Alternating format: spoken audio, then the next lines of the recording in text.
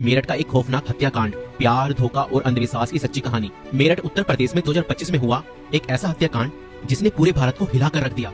ये कहानी प्रेम, विश्वासघात और अंधविश्वास के खतरनाक जाल में फंसे कुछ लोगों की है, जिसने एक निर्दोष व्यक्ति की जान ले ली। इस केस में प्रेमिका ने अपने प्रेमी के साथ मिलकर अपने पति को मौत के घाट उतार दिया और उसके शव को 15 टुकड़ों में काटकर एक ड्रम में भर दिया और उसके अंदर सीमेंट डाल दिया। मगर चलिए इस कहानी को शुरुआत से देखते हैं। 2016 में मेरठ निवासी सौरभ राजपूत की मुलाकात मुस्कान रस्तोगी से हुई। दोनों के बीच प्रेम हुआ और कुछ सालों बाद उन्होंने शादी कर ली। लेकिन यह शादी सौरभ के परिवार को पसंद नहीं आई, क्योंकि मुस्कान एक अलग जाति से थी। इसके बावजूद दोनों ने अपने रिश्ते को मजबूत बनाए रखा। सौरभ मर्चेंट नेवी में जॉब करते थे और लंदन में पोस्टेड थे। शादी के कुछ समय बाद सौरभ लंदन चले गए, जबकि मुस्कान अपनी बेटी के साथ मेरठ में रहने लगी। इस दौरान उनकी जिंदगी में एक तीसरा व्यक्ति साहिल शुक्ला आया, जो मुस्कान को पहले से ही जानता था। सौरभ के लंदन में रहने के कारण मुस्कान की नजदीकियां साहिल से बढ़ने लगी। साहिल, जो पहले से ही मुस्कान को पसंद करता था, अब खुलकर उसके साथ वक्त बिताने लगा। मुस्कान ने उसे यह यकीन दिला दिया कि वह अपने पति के साथ खुश नहीं है और वह साहिल से सच्चा प्यार करती है। साहिल शुक्ला अंधविश्वासी प्रवृत्ति का था और आत्माओं, तंत्र मंत्र जैसी चीजों में विश्वास करता था। मुस्कान ने इस बात का फायदा उठाते हुए उसके लिए स्नैपचैट पर एक फर्जी अकाउंट बनाया, जिससे वह साहिल शुक्ला की मरी हुई मां के नाम से चैट करती थी। इस फर्जी अकाउंट से वह साहिल को यकीन दिलाने लगी कि उसकी मां की आत्मा मुस्कान को पसंद करती है और चाहती है कि वे दोनों साथ रहें। धीरे धीरे साहिल पूरी तरह से मुस्कान की बातों में फंस गया। मुस्कान ने उसे यह विश्वास दिलाया कि अगर वह उसके पति सौरभ को रास्ते से हटा दे तो वो दोनों एक साथ रह सकते हैं। साहिल अब पूरी तरह से मुस्कान के इशारों पर नाचने लगा था।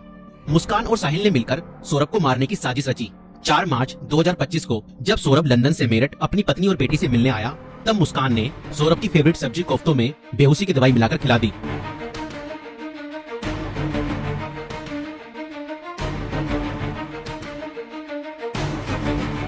और जब सौरभ बेहोशी की हालत में बिस्तर पर पड़ा था, तब मुस्कान ने अपने दोस्त साहिल को बुला लिया और रसोई में जाकर वो बड़ा और धारदार चाकू ले आई, जो मुस्कान और साहिल ने पहले से ही प्लानिंग करके खरीदे हुए थे। और करीब 20 मिनट तक साहिल ने मुस्कान को बताया कि कैसे उसे अपने पति का वध करना है।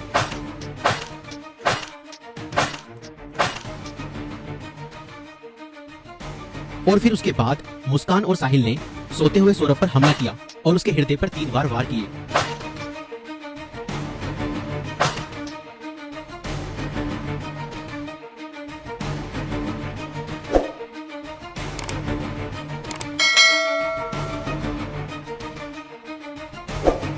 और घर में पड़े कूलर को भी ऑन कर दिया ताकि उसकी आवाज किसी को भी ना सुनाई दे। जब उन्होंने सौरभ को खत्म कर दिया, उसके बाद वह उसकी बॉडी को बाथरूम में ले गए और उसके शरीर को 15 टुकड़ों में बांट दिया।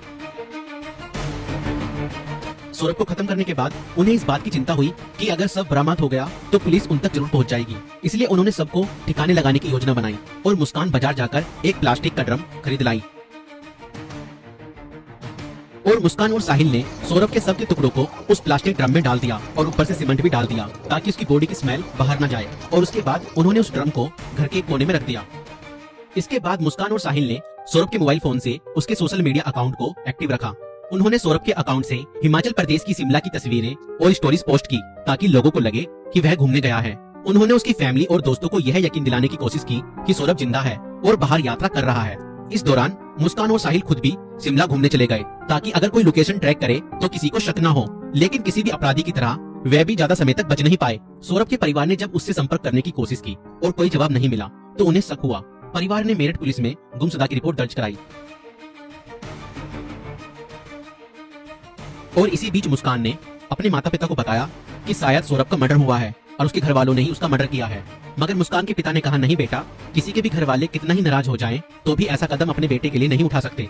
बेटा, मुझे सच सच बताओ, सौरभ कहाँ है? मुझे सच्चाई बताओ, मैं किसी से कुछ नहीं कहूंगा।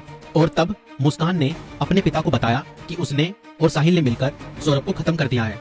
और इतना सुनते ही मुस्कान के पिता ने पुलिस को सारी खबर बता दी।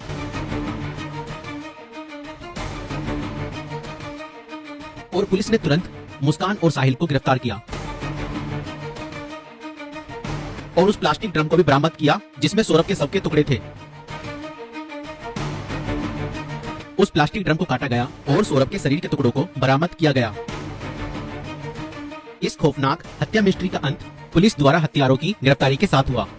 पुलिस ने मुस्कान और साहिल को गिरफ्तार कर लिया। दोनों पर हत्या, साजिश और सबको छुपाने के गंभीर आरोप लगाए गए।